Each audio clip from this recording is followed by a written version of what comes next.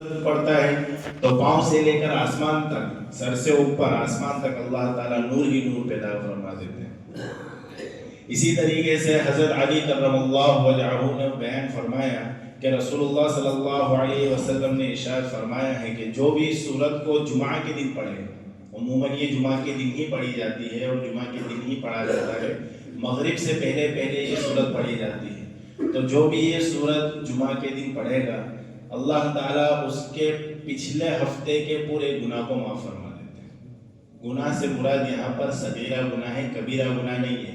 वो गुनाह जो छोटे छोटे गुनाह होते हैं, अल्लाह ताला उन तमाम गुनाहों को माफ़ फरमा देता है।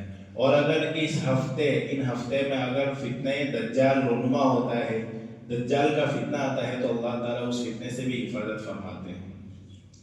कुरान करीम में जितनी भी सूरतें या जितनी भी आयतें नाजिल हुई हैं, वो किसी न किसी पस मंज़र में नाजिल हुई हैं। उसके नाजिल होने का कोई वाक़िया है, किसी वजह से कोई हुक्म नाजिल होना था तो कुरान करीम की आयत नाजिल हुई, और इसी तरीके से किसी का वाक़या बयान करना था तो उसके लिए अल्लाह ताला ने वही के ज़रिए कुरान करीम को नाजिल फरमाया। तो ये सूरह कहफ है, इसका शान नुज़ूल ये है कि जब हुज़ूर सल्लल्लाहु अलैहि वसल्लम का मक्का में मुसलमान नबूवत का चर्चा हो गया, नबूवत का चर्चा जब मक्का में फैल गया तो कुफ़ार कुरैश ने अपने दो आदमियों को मदीना भेजा, नज़र बिन हारिस और उक़बा बिन अबी मुईत को मदीना भेजा अहले यहूद के पास, क्योंकि उन लोगों के पास वो लोग हज़रत मूसा अलैहिस्सलाम और हज़रत ईसा अलैहिस्सलाम पर ईमान लाए थे, इसीलिए उनको तौरात और इंजील का इल्म था, और तौरात और इंजील में हुजूर सल्लल्लाहु अलैहि वसल्लम और आखिरी नबी का तज़किरा था। तो उनको पूछने के लिए भेजा कि हमारे यहाँ एक इंसान है जो नबूवत का दावा करता है, तो उसके बारे में आप कुछ फैसला कौन बात बताइए, आप कुछ ऐसा हमको कुछ ऐसा बतलाइए कि हम उनसे पूछें, कुछ ऐसे सवालात हमें बतला दीजिए कि हम उनसे पूछें ताकि हमें पता चल जाए कि वो नबी बरहक हैं।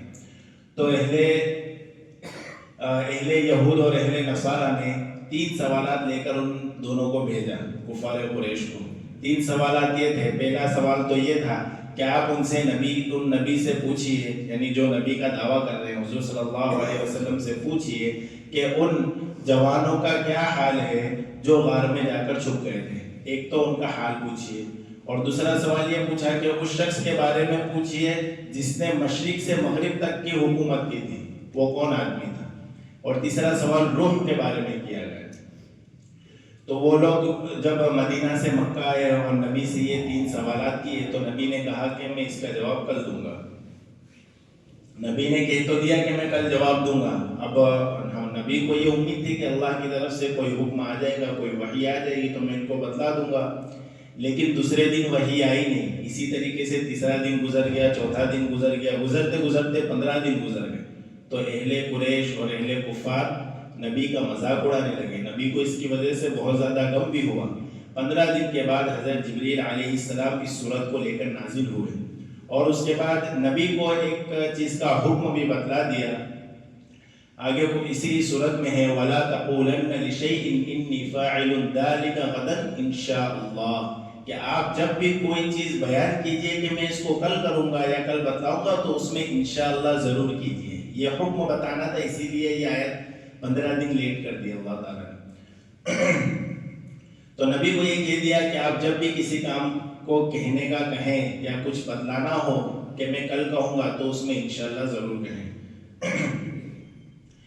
तमाम तारीफ़ें उस अल्लाह के लिए हैं जिसने अपने बंदे पर किताब को नाजिल फरमाया और उसमें किसी भी तरह की कजी नहीं है, टेढ़ापन नहीं है। उससे मुराद कुरान करीम है कि वो बिल्कुल सीधी सीधी है। टेढ़ापन नहीं है से मुराद ये है कि इसमें जितने भी 2 तरीके से, एक तो ये है कि कुरान की फसाहत और बलागत के एतबार से भी दुनिया में कोई इसका मुकाबला नहीं कर सकता। इसी तरीके से इसमें जो अहकाम नाजिल फरमाए गए हैं, ये तमाम लोगों को राह रास्त पर लाने के लिए कह रहे हैं। लियुनज़िरा बअसन शदीदन मिन लदुन्हु व युबश्शिरल मुमिनीन अल्लज़ीना यअमलून अस्सालिहाति अन्न लहुम अजरन हसना, تاکہ ڈرائے لوگوں کو سخت عذاب سے جو اللہ کی طرف سے آنے والا ہے، اور خوشخبری دیں ان لوگوں کو جو اعمال صالحہ کرتے ہیں۔ کس چیز کی خوشخبری دیں؟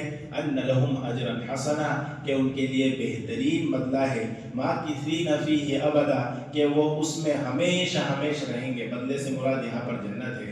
ماکثین فیہ ابدا، وہ اس میں ہمیشہ ہمیشہ رہیں گے۔ وینذر الذین قالوا اتخذ اللہ ولدا، اور وہ ڈرائیے ان لوگوں کو جو کہتے ہیں کہ اللہ نے اپنے لیے لڑکا رکھا ہے۔ ما لهم به من علم ولا لآبائهم، ان کے پاس نہ اس کا کوئی علم ہے اور نہ ہی ان کے آباء و اجداد کے پاس اس کا کوئی علم تھا۔ کبرت کلمۃ تخرج من افواہہم، کہ یہ لوگ بہت بھاری بات کہہ رہے ہیں جو یہ اپنے منہ سے نکال رہے ہیں۔ ان یقولون الا کذبا، یہ تو جھوٹ بیان کر رہے ہیں۔ فلعلک باخع نفسک علی آثارہم ان لم یؤمنوا بہذا الحدیث اسفا، جب یہ نبی سے اس طریقے کا سوالات کیے تو نبی کو رنج اور غم ہوا، تو اللہ تعالیٰ نے کہا کہ آپ کا کام صرف تبلیغ کرنا ہے، آپ کا کام صرف لوگوں کو میرا حکم پہنچا دینا ہے، وہ اس پر ایمان لائے یا نہ لائے وہ ہمارے ذمہ ہے۔ دنیا میں امتحان ہوتا ہے تو ضروری نہیں ہے کہ اس میں 100% رزلٹ آئے، کہیں بھی 100% رزلٹ آتا نہیں ہے، 50%، 60%، 30% رزلٹ آتا ہے۔ اسی لیے سب لوگ ہدایت پر آ جائیں یہ ضروری نہیں ہے۔ اسی لیے اگر یہ لوگ آپ کی کہی ہوئی بات پر ایمان نہیں لاتے تو آپ کو رنجیدہ خاطر ہونے کی ضرورت نہیں ہے، آپ کو اپنے آپ کو ہلاکت میں ڈالنا نہیں ہے، آپ کو صرف میرا حکم پہنچا دینا ہے۔ اللہ تعالیٰ عمل کی توفیق عطا فرمائے۔